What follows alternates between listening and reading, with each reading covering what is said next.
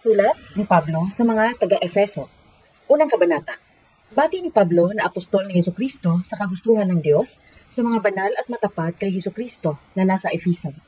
Sumainyo nawa ang grasya at kapayapaan mula sa Diyos na ating Ama at mula sa Panginoong Hesukristo. Pasalamatan ang Diyos na Ama ni Hesukristong ating Panginoon. Pinagpala niya tayo mula sa kalangitan kay Kristo na bawat pagpapalang espiritual.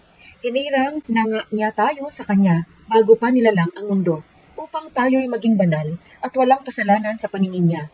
Sa pag-ibig, itinalaga niya tayong ampunin mula sa kawalang hanggan sa pamamagitan ni Hesukristo at para sa Kanya ayon sa mapagmahal na kalooban niya, upang purihin ang maringal na kaloob niyang nasa minamahal na ipinagkaloob niya sa atin.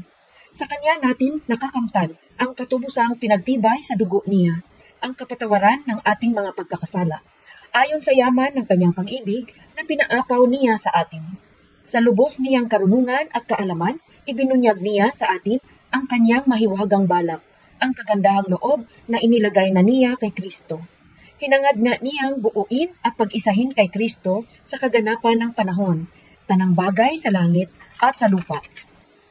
Kay Kristo kami hinirang at itinalaga ng umasa sa Mesiyas. Ito ang pasya ng nagsasagawa ng lahat niyang binalak at niloob, upang purihin dahil sa amin ang dakilang karangalan niya. Narinig din ninyo ang tunay na salita na siyang ebanghelyo ng ating kaligtasan, at naniwala kayo kay Kristo at tinatakan ng ipinangakong banal na Espiritu. Ito ang unang natanggap sa ating pamana tungo sa katubusan ng sariling bayan ng Diyos, upang purihin ang dakilang karangalan niya. Ipinailalim ng Diyos ang lahat sa mga paa ni Kristo. Nabalitaan ko rin naman ang inyong pananampalataya at ang inyong pagmamahal sa lahat ng banal. Kaya walang tigil akong nagpapasalamat sa Diyos dahil sa inyo, at inaalala ko kayo sa aking mga panalangin.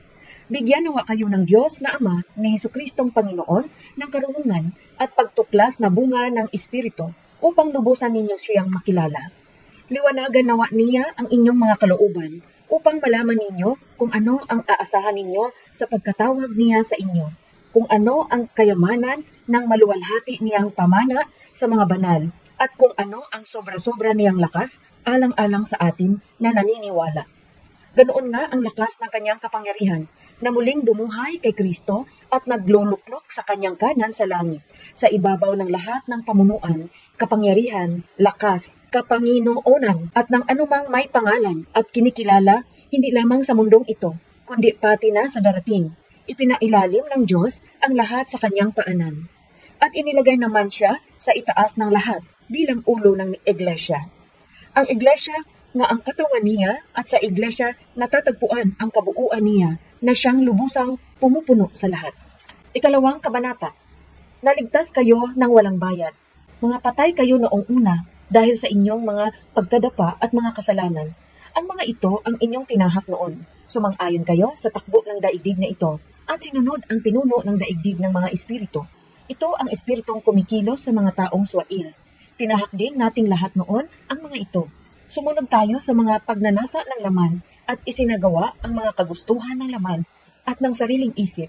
At tayo nga'y naging mga taong marapat kapuutan ng Diyos gaya ng iba. Ngunit mayaman sa awa ang Diyos at malaki ang kanyang pag-ibig sa atin. Kaya magamat patay tayo dahil sa ating mga kasalanan, binuhay niya tayong kaisa ni Kristo. Naligtas kayo ng walang bayad. Ibinangon tayong kaisa ni Kristo Jesus at niluluklok na kasama niya sa kalangitan, upang maipahayag sa susunod na panahon ang napakayamang kagandahang loob niya dahil sa kabutihan niya sa atin kay Hesukristo. Naligtas nga kayong walang bayad sa pamamagitan ng pananampalataya. Kaloob ito ng Diyos at hindi galing sa inyo. Hindi ito bunga ng inyong mga gawa upang walang makapagmakuri. Gawa nga niya tayo na nilalang niya kay Kristo Jesus para sa mga mabuting gawa na itinakda na ng Diyos para gawin natin. Si Kristo ang ating kapayapaan. Kaya alalahanin ninyo na mga pagano kayo noon. Nalantag ito sa inyong laman at tinawag kayong supot ng mga tinatawag na tuli, na sa laman lamang tinuli ng tao. Wala kayong Kristo noon at di kasali sa pamayanan ng Israel at di sakop ng pinagtipan ng mga pangako. Wala rin kayong pag-asa at walang Diyos sa mundo. Ngunit ngayon, na kay Kristo na kayo at sa dugo ni Kristo ay nalapit kayo na dating malayo. Siya ang ating kapayapaan. Pinag-isa niya ang dalawang bayan sa pagkagiba ng pader ng pagkakahati. Ito nga ang pagkamuhi. Pinawalang bisa niya sa sariling laman ang batas ng mga kautusan at tuntunin at nilikhang iisa lamang at bagong tao sa kanyang sarili, ang dalawang bayan. Ipinagkasundo niya sa Diyos ang dalawa na naging isang katawan nang ang pagkamuhi ay patayin niya sa kanyang katawan sa krus. Dumating siyang ipinahahayag ang kapayapaan sa inyo na malayo at ang kapayapaan din sa mga malapit. Sa pamamagitan niya, kapwa tayo may karapatang pumunta sa Ama sa iisang Espiritu. Ngayon nga ay hindi na kayo mga dayuhan at panauhin, kundi mga kababayan ng mga banal at kasambahay ng Diyos. Sa pundasyon ng mga apostol at mga propeta, kayo na itayo at si Kristo Jesus mismo ang batong panulo. Sa kanya lumalawak at nabubuo ang buong gusali at nagiging banal na templo sa Panginoon. Sa kanya rin kayo sama-samang ginagawang tahanan ng Diyos sa Espiritu. Ikatlong kabanata. Para sa lahat ang pamana ng Diyos. Kaya ito ang sinasabi ko. Akong si Pablo na bilanggo ni Kristo Jesus, alang-alang sa inyo na nasa mga paganong bayan. Narinig na siguro ninyo ang tungkol sa kinalabasan ng misyong ibinigay sa akin ng Diyos alang-alang sa inyo. Ipinaalam nga niya sa akin sa pagbubunyag ang mahiwagang balak na isinulat ko sa iilang salita lamang. Sa pagbasa ninyo nito, malalaman ninyo ang pagkaunawa ko sa hiwaga ni Kristo. Hindi pa ito ipinahahayag sa mga tao sa lumipas na panahon, kundi sa Espiritu. Ito ibinunyag ngayon sa banal niyang mga apostol at mga propeta. Kay Kristo Jesus, ang mga paganong bayan ay nagiging kapwa tagapagmana at kaisang katawan at kabahagi sa pangako. At ako ang pinagkalooban ng Diyos na maging lingkod ng Ebanghelyong ito na buong lakas na nagkakabisa sa akin. Akong pinakamaliit sa lahat ng banal ang pinagkalooban ng biyayang ito na ipangaral sa mga paganong bayan ang di masukat na yaman ni Kristo. Dapat kong ipaliwanag sa lahat kung paano nais sa katuparan ang mahiwagang balak na mula pa sa simulay na tatago sa loob ng Diyos na lumalang sa lahat. Nakikita naman ngayon sa iglesia at nahahayag sa mga pamunuan at kapangyarihan sa kalangitan ang iba't ibang karunungan ng Diyos. Ang pagsulong ng kasaysayan na itinakda niya kay Kristo Jesus na ating Panginoon. Sa Kanya may lakas tayo ng loob na lumapit sa Diyos na may tiwala sa pamamagitan ng pananampalataya. Kaya hinihingi kong huwag kayong masiraan ng loob sa mga pagsubok na dinaranas ko alang-alang sa inyo. Ang mga ito ang inyong karangalan. Dahil dito, lumuluhod ako sa harap ng Ama na siyang pinanggagalingan ng bawat pagtawag sa sinumang ama sa langit o sa lupa. Ipagkaloob nawa niya sa inyo, ayon sa yaman ng kanyang kaluwalhatian, ang lakas ng inyong kalooban sa pamamagitan ng kanyang Espiritu. Manahan nawa si Kristo sa inyong mga puso sa pamamagitan ng pananampalataya, at ang pag-ibig naman ang maging ugat at saligan ng inyong buhay. Malaman nawa ninyo kasama ng lahat ng banal kung ano ang luwang, ang haba, ang taas, at lalim sa maikling salita. Malaman nawa ninyo ang pagmamahal ni Kristo na higit pa sa lahat ng kaalaman upang mapuno kayo papunta sa kapunuan ng Diyos. Sa Diyos na makagagawa ng higit pa sa ating mahihingi at maiisip. Sumakanya nawa ang kaluwalhatian sa pamamagitan ng Iglesia at ni Kristo Jesus sa lahat ng salinlahi magpakailanman. Ika-4 na kabanata. Mararating natin ang ganap na tao. Hinihingi ko sa inyo, ako na bilanggo alang-alang sa Panginoon, na kumilos kayo ng nararapat sa pagtawag sa inyo. Makita nawang lagi sa inyo ang kababaang loob, kaamuan at malawak na pag-unawa. Pagtiisan ninyo ang isa't isa sa pag-ibig at sikaping panatilihin ang pagkakaisa ng Espiritu sa buklod ng kapayapaan, iisang katawan at iisang Espiritu dahil sa pagkatawag sa inyo. Tinawag kayo sa iisang pag-asa, iisang Panginoon, iisang pananampalataya, iisang binyag, iisang Diyos at Ama ng lahat na nakapangyayari sa lahat at gumagawa sa lahat at nasa lahat. Binigyan naman tayo ng mga kaloob ayon sa gustong ibigay ni Kristo sa bawat isa sa atin. Kaya sinasabi ng kasulatan, pag-akyat niya sa itaas, dinala niya ang mga bihag. Nagbigay siya ng mga kaloob sa mga tao. Bakit sinabing umakyat siya? Dahil bumaba muna siya sa dakong nasa ilalim ng lupa. Siya mismong bumaba, ang siya ring umakyat sa ibabaw ng kalangitan upang punuin ang lahat. Ginawa niyang mga apostol ang ilan, at mga propeta ang iba, at mga ibanghilista ang iba pa, o tagapamahala, o o mga tagapagturo. Ganoon nga, hinuhubog ang mga banal para sa paglilingkod at pagtatayo ng katawan ni Kristo, hanggang marating nating lahat ang pagkakaisa ng pananampalataya at pagkilala sa anak ng Diyos, at marating ang ganap na tao. Na ang nasa kaganapan nito ay ang kapuspusan ni Kristo. Kung magkagayon, hindi na tayo parang mga batang inaanod ng alon at tinatangay ng hangin ng mga aral ng mga tuso sa kanilang pandaraya tungo sa kamalian. Sa halip, sa pamumuhay natin sa katotohanan, uunlad tayo sa pag-ibig, palapit sa Kanya na siyang ulo, si Kristo. Pinag-iisa niya't ipinagtitibay ang buong katawan sa pamamagitan ng isang lambat ng mga nerbyo at pagkakahugpong, at ginagawa ng bawat bahagi ang sariling gawain nito upang lumaki ang katawan at maitayo ang sarili sa pag-ibig. Isuot ang bagong tao. Ito nga ang aking sinasabi at iginigiit sa inyo sa ngalan ng Panginoon. Huwag na ninyong tularan ang gawi ng mga paganong may isip na walang kabuluhan. Nadidiliman nga ang kanilang isipan, sa kamangmangan sila, nananatili at matigas din ang kanilang pusong malayo sa buhay na galing sa Diyos. Wala silang pagpapahalaga sa kabutihan, kaya nagugumon sila sa bisyo at sabik na sabik sa paggawa ng iba't ibang kahalayan. Hindi ganito ang natutuhan ninyo kay Kristo. Kung sa katotohanan nga lamang ninyo siya narinig at natutuhan, dapat ninyong iwan ang pagkatao ng dati ninyong pamumuhay. Ito ang lumang tao na nabulok dahil sa kanyang mga madayang pagnanasa. Baguhin din ninyo ang inyong kalooban sa Espiritu at isuot ang bagong tao na nilalang sa larawan ng Diyos, na pagkamatuwid at tunay na kabanalan. Kaya iwan ninyo ang kasinungalingan, mga bahagi natin, ang isa't isa, kaya't magsabi ng totoo ang bawat isa sa kanyang kapwa. Kung magalit man kayo, huwag kayong magkasala. Huwag palubugin ang araw sa inyong galit, at baka makapasok ang diablo. Huwag nang magnakaw ang magnanakaw. Magtrabaho siya sa kanyang mga kamay, at magpakahirap upang makatulong sa nangangailangan. Huwag mamutawi sa inyong mga labi ang anumang maruming pangungusap, kundi ang tama at napapanahon upang pasiglahin ang iba at makabuti sa nakaririnig. Huwag ninyong bigyang kalungkutan ang Espiritu Santo ng Diyos. Sa Kanya kayo tinatakan, tungo sa araw ng katubusan. Iwan ninyo lahat ng kabuktutan, sama ng loob, galit, puot, pambubulyaw, at paglait. Magpakabait kayo at magkaroon ng malasakit at magpatawad sa isa't isa, tulad ng pagpapatawad sa inyo ng Diyos kay Kristo. 5 kabanata. Tularan ang Diyos.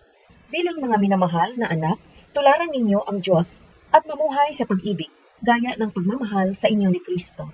Alang-alang sa atin, inialay niya ang kanyang sarili bilang handog at mahalimuyat na hain sa Diyos.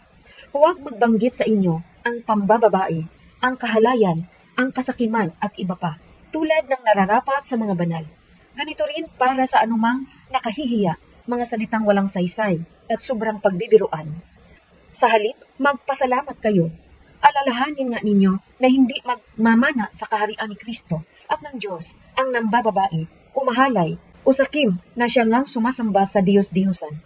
Huwag kayong padaya sa mga walang saysay na pangungusap, sapagkat ang mga ito ang naghahatid sa galit ng Diyos sa mga suwain. Kaya huwag kayong makisama sa kanila.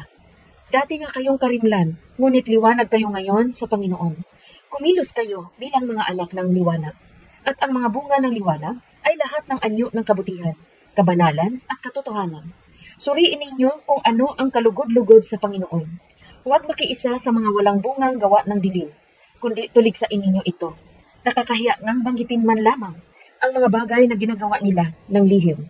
Subalit sa pagtuligsa rito, nalalantad ito sa liwanag, at naliliwanagan ang nalalantad sa liwanag. Ayon sa kasabihan, gumising ka, ikaw na natutulog, at magbangon mula sa mga patay, at liliwanagan ka ni Kristo. Kaya mag-ingat kayo sa inyong asal. Sikapin ninyong mamuhay bilang marurunong, at hindi bilang mga mangmang. Samantalahin ang panahon, sapagkat masama ang mga araw na ito. Dahil dito, huwag kayong maging walang isip, kundi unawain ninyo kung ano ang kagustuhan ng Panginoon. Huwag kayong maglasing pagkat humahantong ito sa kahalayan, kundi punuin ninyo ng Espiritu ang inyong sarili. Mag-usap-usap kayo sa mga salmo, mga papuri at awiting espiritual. Mag-awitan kayo at ipagbunyi ang Panginoon ng buo ninyong puso. at laging magpasalamat sa Diyos Ama para sa lahat ng bagay sa ngalan ng ating Panginoong Hesukristo. Mga lalaki, mahalin ang inyong asawa. Sundin ninyo ang isa't isa alang-alang kay Kristo. Hindi ng mga babae ang kanilang mga asawa na parang ang Panginoon. Ulo ng babae ang lalaki, kung paanong si Kristo ang ulo ng iglesia, ang katawan at siyang tagapagligtas nito. Gaya ng pagsunod ng iglesia kay Kristo, gayon din naman, dapat lubusang sundin ng mga babae ang kanilang mga asawa. Mga lalaki, mahalin ninyo ang inyo-inyong asawa, gaya ni Kristo na nagmamahal sa iglesia at inialay ang sarili dahil sa Kanya. Pinabanal niya ito at nilinis sa paghugas ng magkasamang tubig at salita. Ginusto nga niyang maiharap sa Kanya ang isang maluwalhating iglesia na walang bahid, mantsa o iba pang batik, kundi banal at walang dungis. Gayun din naman, dapat mahalin ng mga lalaki ang kanilang mga asawa bilang sariling katawan.